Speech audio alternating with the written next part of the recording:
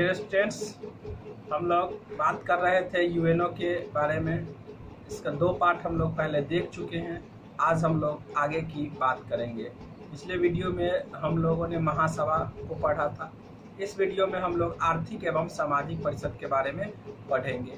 तो आर्थिक एवं सामाजिक परिषद में जो लोगों को चुना जाता है, महासभा के द्वारा चुना जाता है। 2/3 लोग महासभा के द्वारा आर्थिक एवं सामाजिक परिषद में चुना जाता है, जिसकी संख्या 54 होता है, जिसकी संख्या 54 होता है।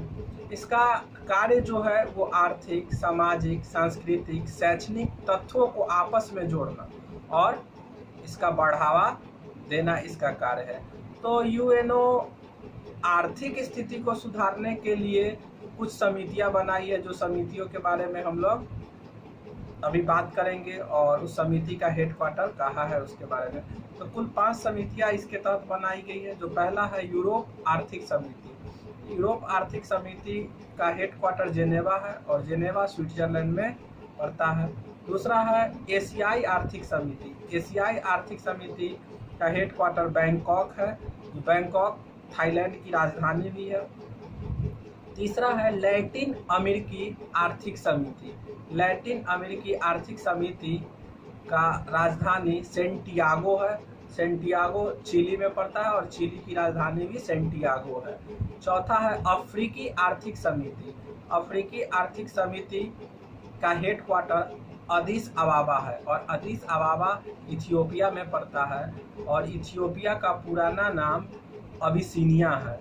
अगर सवाल आता है कि भारत का इथियोपिया किस राज्य को कहा जाता है, तो भारत का इथियोपिया मध्य प्रदेश को कहा जाता है। पांचवा है पश्चिमी एशियाई आर्थिक समिति। पश्चिमी एशियाई आर्थिक समिति का हेडक्वार्टर बगदाद में है और यह इराक में पड़ता है। बगदाद इराक की राजधानी भी है। तो आगे हम लोग बात करते हैं अंतर्राष्ट्रीय न्यायालय, इंटरनेशनल कोर्ट के बारे में बात करते हैं। तो अंतर्राष्ट्रीय न्यायालय का मुख्यालय द हेग है।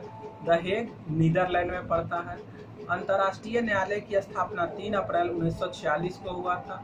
तो अंतर्राष्ट्रीय न्यायालय में कुल न्यायाधीशों की संख्या 15 होती है और प्रत्येक का कार्यकाल 9 वर्षों का होता है, लेकिन प्रत्येक 3 वर्ष पर 5 न्यायाधीश सेवानिवृत्त होते हैं।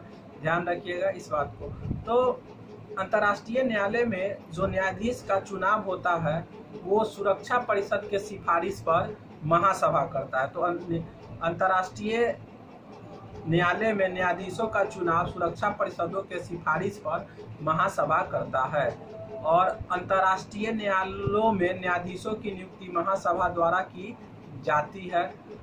अगर सवाल आता है कि भारत की ओर से अंतर्राष्ट्रीय न्यायालय में न्यायाधीश बनने वाले प्रथम व्यक्ति कौन थे, तो नगेंद्र सिंह प्रथम व्यक्ति थे जो भारत के तरफ से अंतर्राष्ट्रीय न्यायालय में न्यायाधीश बने थे। आगे हम लोग बात करते हैं न्याय परिषद। न्याय परिषद का दूसरा नाम न्यासिता परिषद भी है। तो न्याय परिषद में कुल सदस्य 12 होता है। अब ये 12 सदस्य कहाँ कैसे कैसे होता है, इस चीज को हम लोग समझते हैं। 4 प्रबंधक देश के सदस्य होते हैं।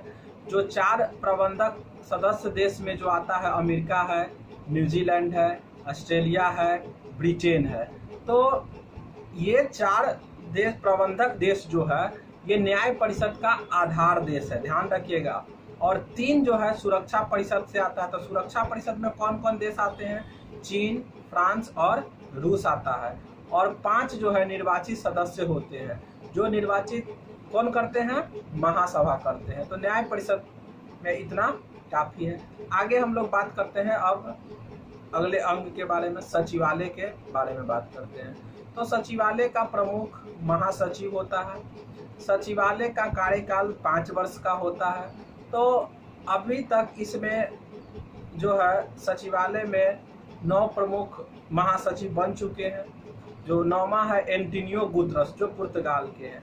तो हम 9 के को बता देते हैं। जैसे कि पहला है त्रिगवेली नॉर्वे के हैं। दूसरा है डैग हैमरशोल्डन, ये स्वीडन के हैं। डैग हैमरशोल्ड ये स्वीडन के हैं। और अगर सवाल आता है कि सचिवालय के प्रमुखों में कौन ऐसे प्रमुख थे जिनका मृत्यु विमान दुर्घटना में हुआ, तो विमान दुर्घटना में मरने वाले यही व्यक्ति थे, डैग हैमरशोल्ड। तीसरा है यू थांग, म्यांमार के हैं। चौथा है कुर्ट बाल्दहीम, ये ऑस्ट्रिया के हैं। पांचवा है जेवियर पेरेज, ये पेरू के हैं, जेवियर पेरेज। उसके बाद छठा जो है बुतरस घाली मिस्र का है। उसके बाद सातवां है कोफी अन्ना, घना का है। ये कोफी अन्ना को नोबेल पुरस्कार 2001 में मिला था। ये यूएनओ के महासचिव पहले ऐसे व्यक्ति हैं जिन्हें नोबेल पुरस्कार मिला था 2001 में, ध्यान रखिएगा। आठवां है बान की मून जो दक्षिण कोरिया से आते थे। और नौवां है एंटोनियो गुतरस जो पुर्तगाल से आते हैं और वर्तमान में यूएनओ के महासचिव हैं। तो यूएनओ से संबंधित जो भी बातें था वो हम आप लोगों को बता दिए 3 पार्ट में। अब इस तीनों पार्ट को आप सुंदर सा नोट्स बना लीजिए और वीडियो को बार बार देखिए, ताकि इससे बनने वाले परीक्षा में कोई भी प्रश्न अगर आता है तो आप उसको आसानी से सॉल्व कर सकते हैं। तो आप भी मेरा हौसला बढ़ाते रहिए। इसके लिए आपको एक छोटा सा काम करना होगा,